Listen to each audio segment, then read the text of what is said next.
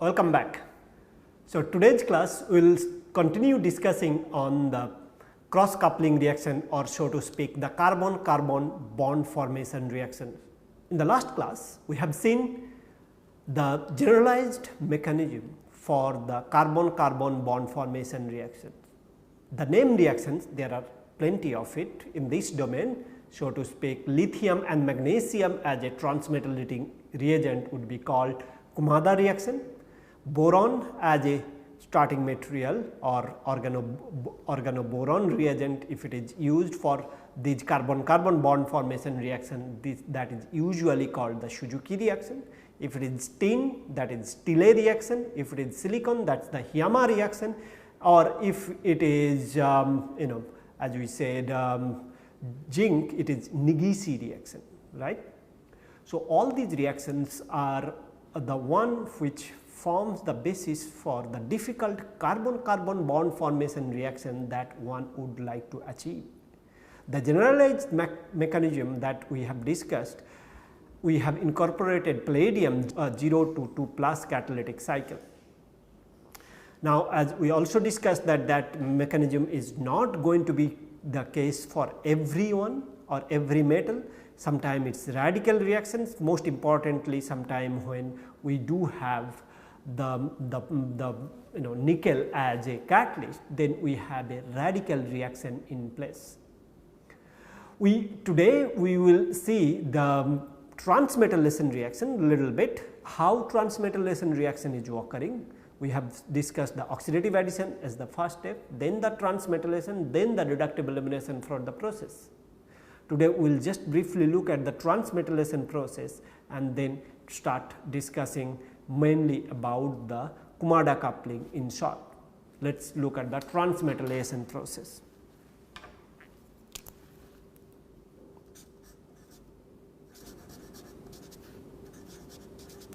Transmetallation.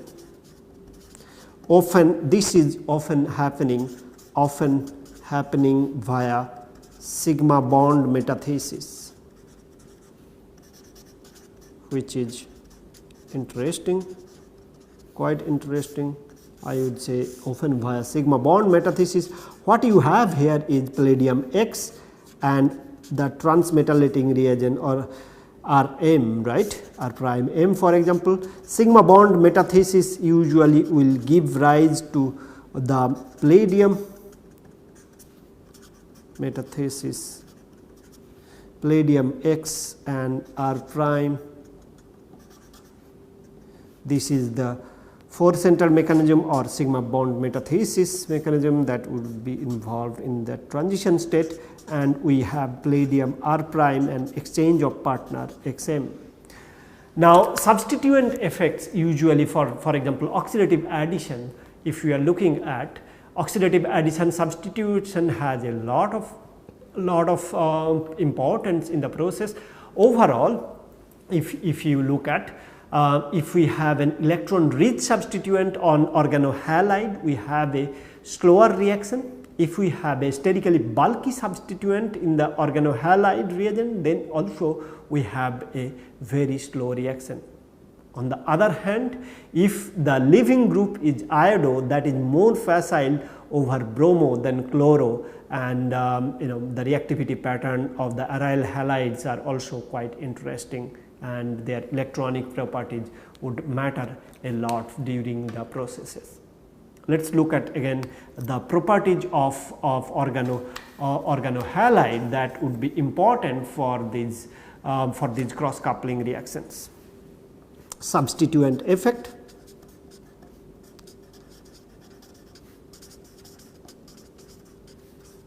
for ARX organohalide reagent, right. Well, more electron rich aryl will be having a slower reaction, okay. The opposite also true, definitely true. Electron deficient aryl halide will be giving faster reaction. More hindered the reaction is sterically it is challenged reactions are, so then we have a slower reaction. And effect of X, that is organohalide, what type of organohalide, halide you have, effect of X is usually iodo is more reactive than bromo, which is similar as OTF, and then the chloro. Okay. So, this is an interesting reaction pattern, and we would say that reactivity pattern can be consistent or is consistent with the oxidative addition at the organohalide reagent. Okay. Let us try to look at each of these carbon-carbon bond formation reaction in little bit more detail. We will try to give a overview, and then we will discuss few of these things in more detail. Today we will start discussing about the Kumada coupling. Again, Kumada coupling is the one where organolithium or organomagnesium reagent is used for the carbon-carbon bond formation reaction. Let us look at the Kumada coupling in little bit detail, and then some of the example we would like to discuss as well. So, Kumada coupling, it is discovered in 1972. Okay.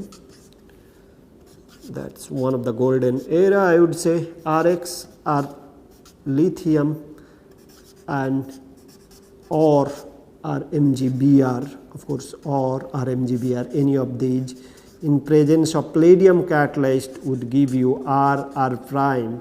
Okay, this is the R prime, one of those R and R prime will be utilized. The common catalyst that is used are the one which is usually known as palladium tetrakis or palladium tetrakis triphenyl phosphine, that is usually referred as palladium tetrakis, or we do have DPPF as the reagent as well, or the ligand for palladium, and we do have PPH2 DPPF is PPH2 reagent. This is the ligand, and palladium chloride is used for this purpose.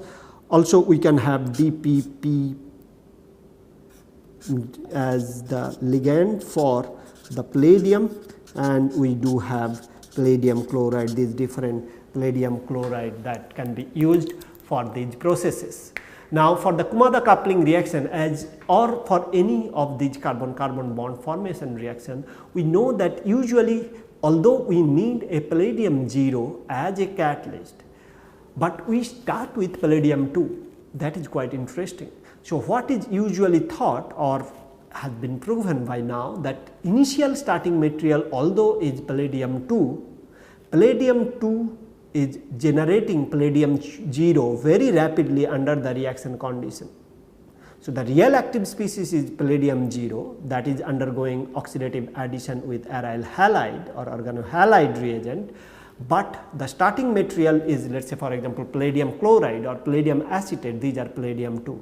So, there must be a very good mechanism by which these palladium 2 reagents are forming these palladium 0 reagent. But what is wrong with palladium 0 as a starting material? Well, usually palladium 0 itself cannot be very you cannot buy it from the commercial source, except when you have a very good stabilizing ligand with the palladium 0. For example, palladium DBA, PD2 DBA3 or palladium DBA or other palladium 0 reagent, where you have ligand associated with it by virtue of the ligand being very good donor, displacing that ligand with your desired ligand, that is usually a phosphine ligand, becomes challenging, or it competes with the phosphine binding.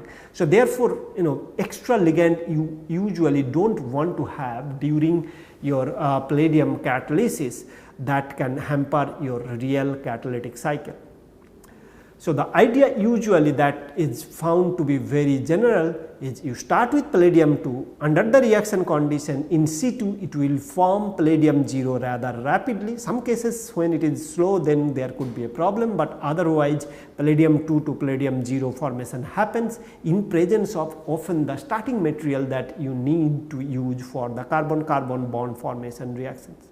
We will discuss one of the method by which the palladium 2 is converted to palladium 0 in situ. Therefore, palladium 2 is used as the material for these cross coupling reactions. Okay. generation of palladium 0 from palladium 2. Of course, there exist several mechanisms by which this happens. This is just one of the mechanism. A specific case, palladium chloride, let us say we are using, palladium is in +2 oxidation state, that is not of our interest. We are interested in palladium 0. So, what happens if you are doing the Kumada coupling with organolithium reagent? If you are using, let us say 5% palladium, so nearly 10% organolithium reagent will be required. This is used, this is where we see that little bit excess of organolithium is used, let us say 1.1 equivalent, that 0.1 equivalent will be utilized for palladium 2 to palladium 0 formation, okay. And often we have palladium to R and R prime, that is what is expected. You know, from here, let us say this you have R prime, from here you will get R prime and R prime. This is a side product and it is forming in very less amount, and in the process what you get Ln palladium 0, that is the one which you are interested in. So, what you have seen right now is palladium 2 as a starting material is converted to palladium 0 in presence of sacrificial organolithium reagent. Organolithium reagent in any way you are going to use for your Kumada coupling reagent, some part of those organolithium reagent will be utilized for palladium 0 formation. That is usually true for almost every carbon-carbon bond formation reaction by utilizing this sort of cross coupling reaction. One of the reagent will be helping sometime base, combination of base, little bit of oxygen or air or moisture, sometime the other boron reagent and so on. In any way, one way or the other, one need to form palladium 2 to palladium 0, because palladium 0 is the one you are interested in, that is the real active site, active species. You do not want palladium 0 to be directly used from the market, because palladium 0 is stabilized with a ligand which is usually difficult to get rid of from the palladium 0 site. Okay. Now, that is one of the method. Let us look at some of the example of these Kumada coupling reactions. One of the example that is easier for this styrenyl bromide, for example, N-butyl magnesium chloride. So, if you are using catalytic amount of palladium DPPF chloride, you get 90% yield of the product which you might be interested in N-butyl in over here. This is trans geometry both in the starting material, both in the product. That is very interesting. Both the starting material and the product will have the same geometry. That is one of the key factor one would look for. The starting material and the product formation, if you have a trans olefin, alkynyl halide, if you are starting with, if it is having trans geometry, will you get trans or a mixture of cis and trans or cis? The answer for the Kumada coupling, for example, it retains the geometry. So, if you start with trans, you get the trans. Well, to demonstrate this point, even one can utilize a mixture of cis and trans, and selectively the one that is more reactive will be giving the product first, the other one which is less reactive can give the product next. Let us look at one of those examples where we have two starting material, one is in trans geometry, the another one is in cis geometry, and then you are reacting that with the under the Kumada coupling condition, and then what is the product formation during these processes. So, we are looking at E versus Z or Z selectivity, reactivity pattern. The starting material we are taking first is the one where you have a trans geometry and the corresponding other one is there let us say you take 67 is to 33, that means 2 is to 1 category, you are taking one equivalent of it. Total you have these two reagent in one equivalent, but one of them is 67 and another is 33 equivalent, or 0.67 and 0.33 equivalent. And if you are reacting this with 0.66 equivalent, that means if it is 2 is to 1, you are taking 2 equivalent of N-propyl magnesium bromide. So that means you are going to do the Kumada coupling in presence of the palladium catalyst, specifically let us say DPPF dichloride if you are taking. Now what is observed in these cases is you get, see, since you have 2 is to 1 and 2 equivalent of the organomagnesium reagent, and you get the one of the product only, selectively you get the trans product that is more reactive. So 2 equivalent reacting with, or 2 is to 1, the 0.66 equivalent or 0.67 equivalent reacting with 0.66 equivalent of N-propyl magnesium bromide to selectively give this product in trans geometry, and so this starting material is selectively 100% converted to the product. This reagent, although similar, only it is the cis one, is not reacting at all for the product formation reaction. Now that is quite interesting, because even when you have a mixture, still you can fish out the one you want based on their reactivity.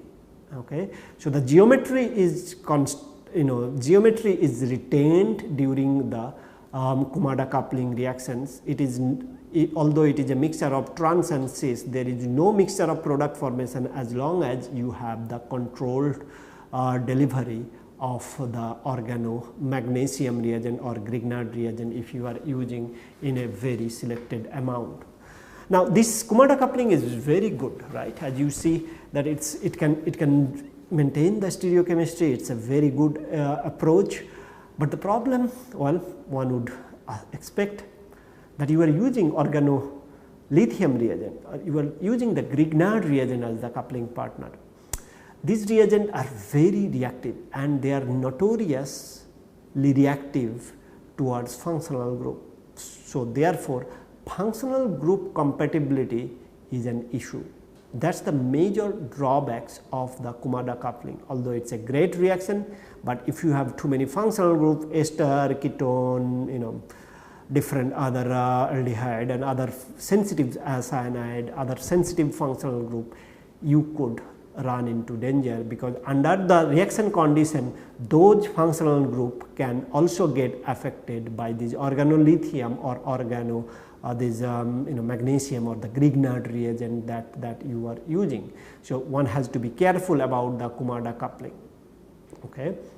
Now next we would like to briefly discuss about the Shuki reaction. See, each of these reactions we can discuss hours after hours, because there are a lot of advances being made, a lot of problems being addressed, first of all identified and then addressed, and these are truly why the organometallic chemistry is considered very highly in modern synthetic chemistry. We are trying to keep it brief. Maybe we'll come back to these discussions once again in greater detail. Let's look at briefly the Shuki reaction. Shuki reaction, I think, is one of the most promising and one of the most popular reaction at this point of time, and it is very truly perhaps one of the most referred chemistry by chemist and non-chemist alike. Okay. Let's look at the Shuki reactions.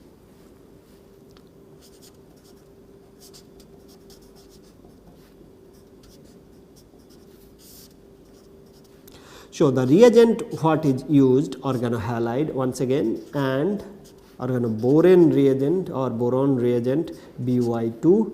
Now palladium catalyst is used, sometime also nickel, sometime nickel. Okay. Additive, stoichiometric additive are used, usually stoichiometric additive are used, palladium catalyzed reaction stoichiometric used, and the U form R prime. If it is a Br2 that means trialkyl borane, that can also be used as the sufficient or suitable coupling partner for the Shuki reaction. If you have a boronic acid, okay, this is boronic acid, that is one of the most famous one that is used. If you have boronic ester, that can also be a suitable partner for this sort of reaction, boronic ester. If you have aryl trifluoroborate, okay, usually called mollandarates, trifluoroborate, that can be also used as the coupling partner for these reactions. So, there are many different organoborane reagents that can be used for the Shuki coupling reaction, but invariably usually they end up giving the product quite nicely. How one would get the transmetallating reagent in presence or transmetallation in presence of those organoboron reagent is one of the areas people have studied, and it is now quite well understood. You need a base, you need a nucleophile for this organoboron reagent to be participating into the transmetallation step. Once again, oxidative addition will be the first step, then transmetallation and then reductive elimination for these carbon-carbon bond formation reactions. Let us look at the transmetallation utilizing organoborane as the material and how they might will be involved during the processes. So, basic additive is usually required.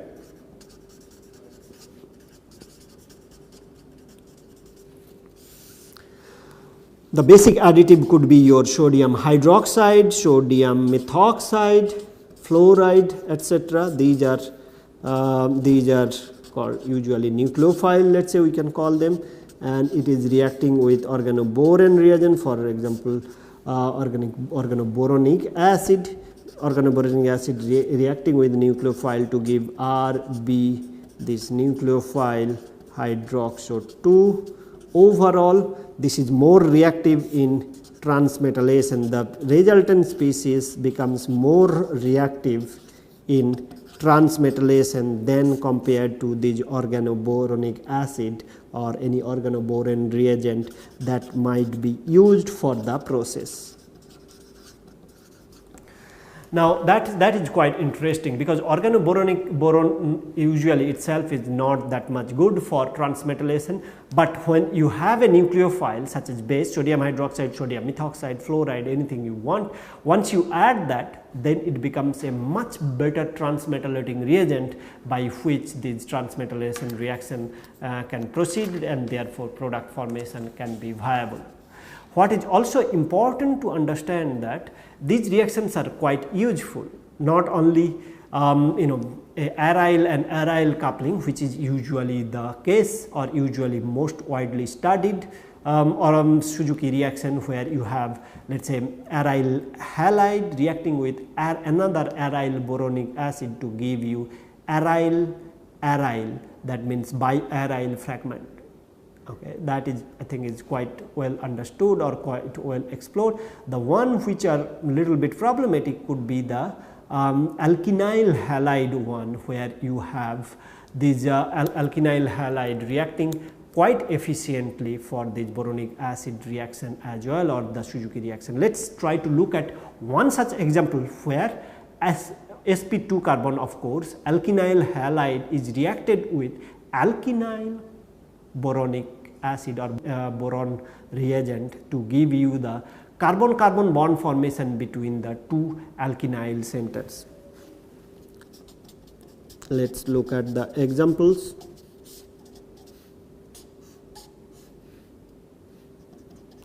We have, let us say, protected alcohol and boron reagent, and we have this alkynyl halide, for example, over here to give you these, again both the partners are sp2 carbon center and these are alkynyl, these are considered as the coupling between this sp2 and this sp2 where it is alkynyl, and this is also a conjugated one along with the alcohol.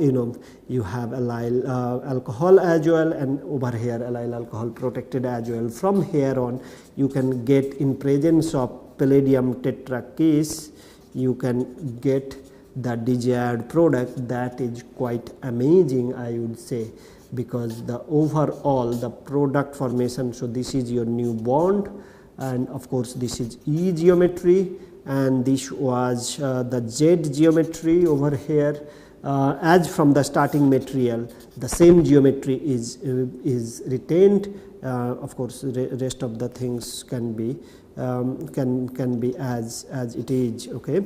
So what you see in this particular product, what is most important for this two particular starting material is these are having a particular geometry both on the halide and the boronic acid reagent, but irrespective of the geometry, you see in the product formation both the geometry are retained. Okay. As they are in the starting material, you get the same thing in the product formation. That I think is quite amazing, and you can perhaps take almost at this point almost any sp2 bond formation can be done by almost any. I mean, not definitely everything, there are existing limitations are plenty, but most often what you may need, this is the reaction perhaps to go for, and the geometry of the starting material could be retained. So with this, for today's class we would like to summarize that we have discussed the Kumada coupling reaction with plenty of with some example, and also we started discussing the Shuki reaction with some very attractive example. We did not discuss way too many of the other biaryl coupling formation because those are very well known. The one which are more difficult are the one where alkynyl halide and alkynyl your organoborane reagent are involved. Of course, sp3 carbon center could be another approach or another difficult coupling partner. Indeed, those can also be done by this Shuki reaction. Anyway, but the problem with the Kumada reaction, as we discussed, it's a very good reaction. Geometry of the starting materials can be retained, but since we are using for Kumada reaction organolithium or organomagnesium reagent, therefore there is a danger of having the sensitive functional group being attacked under the reaction. So that cannot be, Kumada coupling cannot be a reliable reaction under a condition where many functional group are there. On the other hand, Shuki reaction, what is important is it is usually can tolerate quite wide variety of functional group, even the geometry of the starting materials retained, and a lot of other beneficial features we will be discussing in the next class, and maybe we will come back again in a much broader way to discuss more of the efficiency and the drawbacks of these reactions individually. Till then, we will see you in the next class. Keep studying these carbon-carbon bond formation reaction. Bye bye.